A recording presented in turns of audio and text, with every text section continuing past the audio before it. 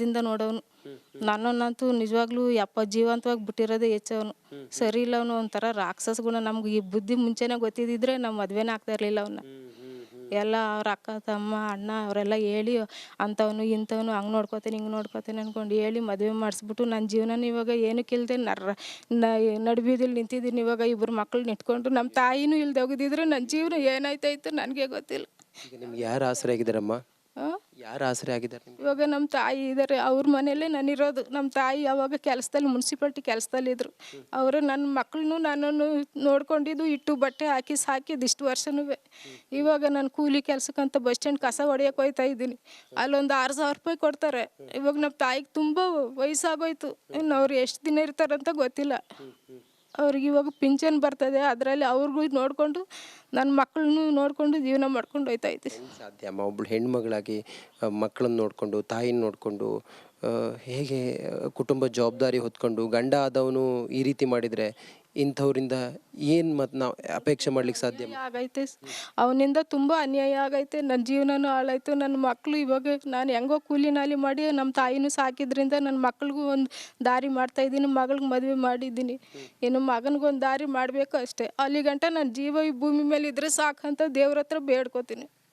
ಇದೆಲ್ಲ ಆದ ನಂತರ ನಿಮ್ಮನ್ನೇನಾದರೂ ನೀವು ಹೇಳಿದ್ರಿ, ಅದಕ್ಕಿಂತ ಮುಂಚಿತವಾಗಿ ತಮ್ಗೆ ಡಿವೋರ್ಸ್ ಆಗಿದ್ದು ಯಾವಾಗಮ್ಮ? ನೀವು ಅವರಿಂದ ವಿಚ್ಛೇದನ ಪಡ್ಕೊಂಡು ಹೊರಗಡೆ ಬಂದಿದ್ದು ಯಾವಾಗ? ಅಧಿಕೃತವಾಗಿ ಲೀಗಲಿ ಆಯಿತಾ? ಡಿವೋರ್ಸ್ ಆಯಿತಾ? ಹೇಗೆ? ಡಿವೋರ್ಸ್ ಏನೂ ಆಗಿಲ್ಲ. ನಾನು ಅವ್ನು ಬಿಟ್ಬಿಟ್ಟು ಹೋಗಿ ಮದುವೆ ಆಗೋದಾ ಅಂತ ಗೊತ್ತಾದ ಮೇಲೇ ನಾನು ಕೋರ್ಟ್ಗೆ ಹೋದೆ. ಈ ಥರ ನನ್ನ ಗಂಡ ಈ ಥರ ಜಗಳ ಮಾಡ್ಕೊಂಡು ನನ್ನ ಮಕ್ಕಳನ್ನ ಬಿಟ್ಬಿಟ್ಟು ನನ್ನನ್ನು ಬಿಟ್ಬಿಟ್ಟು ತಾಯಿ ಮನೇಲಿ ಹೊಂಟೋದ. ಹೋದವನು ಪತ್ತೆನೇ ಇಲ್ಲ, ಬರಲಿಲ್ಲ, ಒಂದು ಫೋನು ಮಾಡಲಿಲ್ಲ, ಒಂದು ಪತ್ರನೂ ಬರೀಲಿಲ್ಲ, ಏನಂದರೆ ಏನೂ ಇಲ್ಲಣ್ಣ.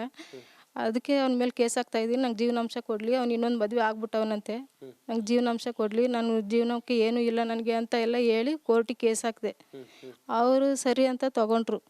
ಆಮೇಲೆ ಅವನಿಗೆ ಲೆಟ್ರೆಲ್ಲ ಕಳಿಸಿದ್ರು. ಕಳಿಸಿದ್ರು. ಅವಾಗ ಅವನು ಬಂದು ಅಟೆಂಡ್ ಆದ. ಆಮೇಲೆ ನಾನು ಜೀವನಾಂಶ ಕೇಳಿದಾಗ ನನಗೆ ಯಾವ ಕೆಲಸನೂ ಇಲ್ಲ, ಏನಿಲ್ಲ, ನಾನು ಅಲ್ಲಿ ಧರ್ಮಸ್ಥಳದಲ್ಲಿ ದೇವಸ್ಥಾನದಲ್ಲೇ ಬಿದ್ಕೋತೀನಿ, ಅಲ್ಲೇ ದೇವಸ್ಥಾನದಲ್ಲಿ ಕೊಡೋ ಊಟ ಮಾಡ್ಕೊಂಡು ಅಲ್ಲೇ ಇದ್ದೀನಿ, ನನಗೆ ಯಾವ ದುಡ್ಡು ಐತೆ ನನ್ನ ಹತ್ರ ಕೊಡೋಕ್ಕೆ ಅಂತ ಹೇಳ್ಬಿಟ್ಟೆ.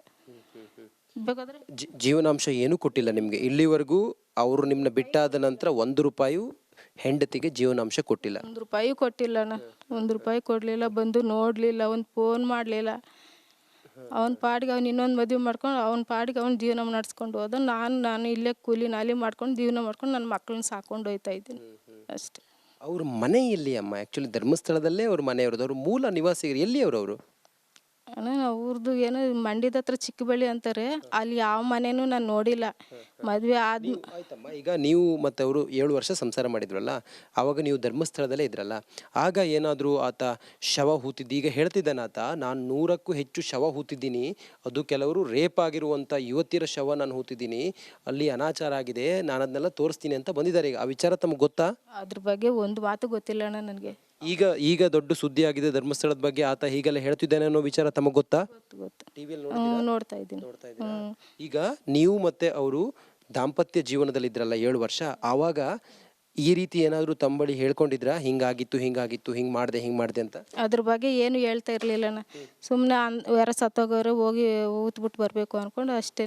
ಇನ್ನು ಏನು ಅದ್ರ ಬಗ್ಗೆ ಏನು ಡೀಟೇಲ್ ಒಂದು ಮಾತು ಹೇಳ್ತಾ ಇರಲಿಲ್ಲ. ನಾನು ಕೇಳಕ್ಕೆ ಹೋಗ್ತಾ ಇರಲಿಲ್ಲ ಏನು ಅದ್ರ ಬಗ್ಗೆ.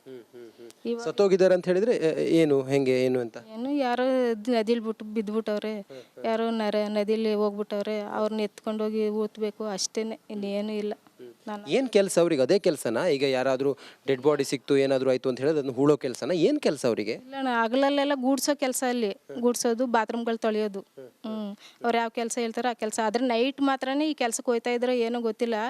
ಆದರೆ ಮನೇಲಿ ಒಂದಿನೂ ಇಲ್ಲದೆ ಇರ್ತಾ ಇರಲಿಲ್ಲ, ಮನೇಲಿ ಇರ್ತಾಯಿದ್ರು. ಅದು ಯಾವ ಟೈಮಲ್ಲಿ ಹೋಗಿ ಊತಾಕ್ತಾ ಇದ್ರೋ ಏನೋ ನನಗೆ ಗೊತ್ತಿಲ್ಲ. ನೀವು ನೋಡೇ ಇಲ್ಲ ಆ ರೀತಿ ಹೂತಿದ್ದು ಅಥವಾ ಡೆಡ್ ಬಾಡಿ ಸಿಕ್ತು ಅಂಥೇಳಿ ಹೋಗಿದ್ದು ಹೂತಿದ್ದು? ಇಂಥ ವ್ಯಕ್ತಿ ಡೆತ್ ಆಗಿದ್ದಾರೆ, ಹಿಂಗೆ ಡೆತ್ ಆಗಿದ್ದಾರೆ, ತಾವೇನೂ ನೋಡಿಲ್ಲ? ಏನು ನೋಡಿಲ್ಲ.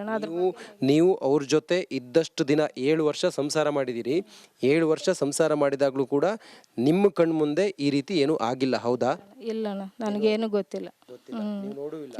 ಅವ್ರು ಹೇಳ್ತಾನೂ ಇರಲಿಲ್ಲ ಅದ್ರ ಬಗ್ಗೆ. ಓಕೆ, ನೀವು ಮನೆಯಲ್ಲೇ ಇರ್ತಾ ಇದ್ರಾ? ನೀವೇನಾದ್ರು ಧರ್ಮಸ್ಥಳದ ಕೆಲಸಕ್ಕೆ ಏನಾದರೂ ಹೋಗ್ತಾ ಇದ್ರಾ ಅಥವಾ ಹೇಗೆ ಅಂತ? ಅದೇ ಅಣ್ಣ ಹೇಳಿದ್ನಲ್ಲ, ಸ್ವಲ್ಪ ದಿನ ಪ್ರಕೃತಿ ಚಿಕಿತ್ಸಾಲಯ ಶಾಂತಿವನದಲ್ಲಿ ಅಲ್ಲಿ ಬರೀ ಪಾರ್ಕಿಂಗ್ ಇದು ಗಿಡ ಪಡ ಕಳೆ ಗಿಡ ಕೀಳೋದು ಆ ಕೆಲಸಕ್ಕೆ ಹೋಗ್ತಾ ಇದ್ದೆ. 800 ರೂಪಾಯಿ ಸಂಬಳ ಕೊಡ್ತಾಯಿದ್ರು. ಅದು ಇದು ಪ್ರೆಗ್ನೆಂಟ್ ಆಗೋ ಗಂಟ ಹೋಗ್ತಾ ಇದ್ದೆ. ಪ್ರೆಗ್ನೆಂಟ್ ಆಗಿ 8 ತಿಂಗಳ ಗಂಟನೂ ಹೋದೆ ಆ ಕೆಲಸಕ್ಕೆ. ಆಮೇಲೆ ಇಲ್ಲಿ ತಾಯಿ ಮನೆಗೆ ಡಿಲಿವರಿಗೆ ಅಂತ ಕರ್ಕೊಂಬಂದರು. ಆಮೇಲೆ ಹೋಗ್ಲಿಲ್ಲ ಕೆಲಸಕ್ಕೆ, ತಿರ್ಗಾ ಬಿಟ್ಬಿಟ್ಟೆ ನಾನು. ಹೇಗೆ ದುಡ್ಡಿನ ವ್ಯಾಮೋಹ ಇತ್ತು ಅವರಿಗೆ, ಅಂದರೆ ದುಡ್ಡಿನ ಆಸೆ ಇತ್ತ ಆ ವ್ಯಕ್ತಿಗೆ? ಹೇಗೆ ದುಡ್ಡು ಎಷ್ಟು ಹಣ ಕೊಡ್ತಿದ್ರಮ್ಮ? ನಿಮ್ಮ ಹತ್ರ ಏನಾದರೂ ಹೇಳಿದ್ರ? ಧರ್ಮಸ್ಥಳದಲ್ಲಿ ಕೆಲಸ ಮಾಡುವಾಗ ಎಷ್ಟು ಹಣ ಕೊಡ್ತಿದ್ರು ಅವರಿಗೆ? ಈ ಥರ ಕಸ ಗುಡಿಸೋದು ಈ ಥರ ಕೆಲಸ ಮಾಡೋದಕ್ಕೆ ಎಷ್ಟು ಹಣ ಕೊಡ್ತಿದ್ರು? ಆವಾಗ 3,000 ರೂಪಾಯಿ ಸಂಬಳ ಅಂತೆ ಅಣ್ಣ. ಆ ಸಂಬಳ ಏನು ನನ್ನ ಕೈಲಿ ಕೊಡ್ತಾ ಇರಲಿಲ್ಲ. ಏನು ಬೇಕೋ ಅದನ್ನು ತಂದು ಹಾಕೋರು ಅಷ್ಟೇ, ಇನ್ನೇನು ಕೊಡ್ತಾ ಇರಲಿಲ್ಲ. ನನ್ನ ಕೈಲಿ ದುಡ್ಡು ಕಾಸು ಏನು ಕೊಡ್ತಾ ಇರಲಿಲ್ಲ, ತೋರಿಸ್ತಾನೆ ಇರಲಿಲ್ಲ. ದುಡ್ಡಿನ ವ್ಯಾಮೋಹ ಇತ್ತ? ಮನಿ ಮೈಂಡ ಜನ ಹೇಗೆ ಅಮ್ಮ, ಹೇಳಿ ಅದನ್ನು. ಇತ್ತಣ್ಣ, ದುಡ್ಡು ಅಂದರೆ ಆಯ್ ಅನ್ನೋರು. ಒಟ್ಟಿನಲ್ಲಿ ನನ್ನ ಕಣ್ಣಿಗಂತೂ ಏನು ಕಾಣಿಸ್ತಾ ಇರಲಿಲ್ಲ, ಏನು ತೋರಿಸ್ತಾ ಇರಲಿಲ್ಲ. ಅಂದರೆ ದುಡ್ಡು ಅಂದರೆ ಅವರಿಗೆ ಏನು ದುಡ್ಡಿಗೋಸ್ಕರ ಏನು ಬೇಕಾದ್ರೂ ಮಾಡೋರು?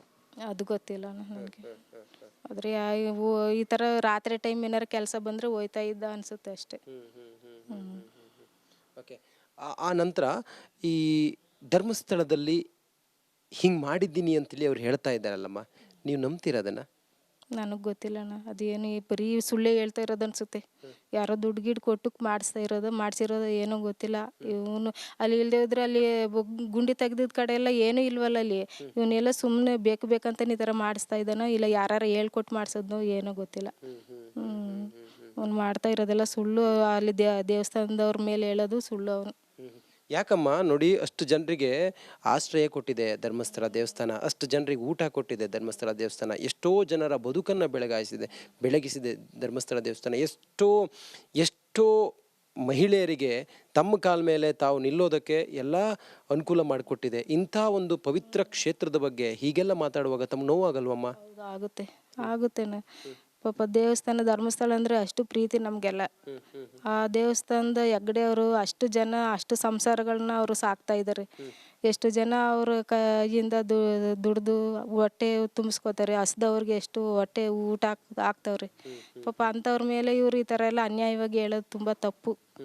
ಅವರು ಮಾಡ್ತಾ ಇರೋದೆಲ್ಲ ತಪ್ಪು. ಯಾರೋ ಹೇಳಿ ಮಾಡಿಸ್ತಾ ಇರೋದು ಅನಿಸುತ್ತೆ ಅಣ್ಣ. ಅಷ್ಟು ಪಾಪ ಅಷ್ಟೊಂದು ಜನ ಪೊಲೀಸ್ನವರು ಅವರು ಇವರು ಎಷ್ಟು ಅವ್ರನ್ನೆಲ್ಲ ಕರ್ಕೊಂಬೋದು ಸುಮ್ಮನೆ ವೇಸ್ಟಾಗಿ ಗುಂಡಿಗಳನ್ನ ತೋರಿಸ್ಕೊಂಡು JCB ಅದು ಇದು ಅಂತ ಎಷ್ಟು ಅವ್ರಿಗೆಲ್ಲ ಕೆಲಸ ಕೊಟ್ಕೊಂಡು ಎಷ್ಟು ಇದು ಮಾಡ್ತಾವ್ರೆ. ಅವ್ರು ಮಾತ್ರ ಸುಮ್ಮನೆ ಬಿಡಬಾರ್ದು ನನ್ನ ಕೇಳಿದ್ರೆ. ಅಮ್ಮ, ಅವ್ರು ಹೇಳ್ತಾರಲ್ಲ, ನಾನು ತಮಿಳುನಾಡಲ್ಲಿದ್ದೆ, ನಾನು ಅಲ್ಲೆಲ್ಲೋ ಕೆಲಸ ಮಾಡಿದ್ದೆ, ಹಾಗೆ ಹೀಗೆ ಅಂತ ಹೇಳ್ತಾರಲ್ಲ, ಅಲ್ಲಿ ಯಾರು ಸಂಪರ್ಕ ಇತ್ತು ಅವರಿಗೆ? ನಿಮ್ಗೇನಾದರೂ ಮಾಹಿತಿ ಇತ್ತು ಅದು? ಅವ್ರ ತಂದೆ ಊರೇ ತಮಿಳ್ನಾಡು ಅಂತ ಅಣ್ಣ, ಸಿಕ್ಕರ್ಸಿಪಾಳ್ಯಂ ಅಂತ.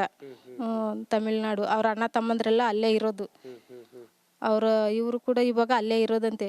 ಅವ್ರ ಅಣ್ಣ ತಮ್ಮಂದ್ರೆ 2ನೇ ಮದುವೆಗೂ ಸ್ವಲ್ಪ ಸಪೋರ್ಟ್ ಮಾಡವ್ರೆ. ಆಮೇಲೆ ಇಲ್ಲಿ ಧರ್ಮಸ್ಥಳದಲ್ಲಿ ಇರೋರೇನು ತನಾಸೆ ಅನ್ನೋರೇನು ಅವರು ಸಪೋರ್ಟ್ ಮಾಡಿಲ್ಲ. ಯಾಕಂದರೆ ಅವರೇ ನನ್ನನ್ನು ಮದುವೆ ಮಾಡಿಸಿ ಕರ್ಕೊಂಡು ಹೋಗಿದ್ದು. ಆದ್ದರಿಂದ ಅವ್ರ ಹೆಂಡ್ತಿ ನನಗೆ ಸಪೋರ್ಟ್ ಆಗಿದ್ರು. ಆದರೆ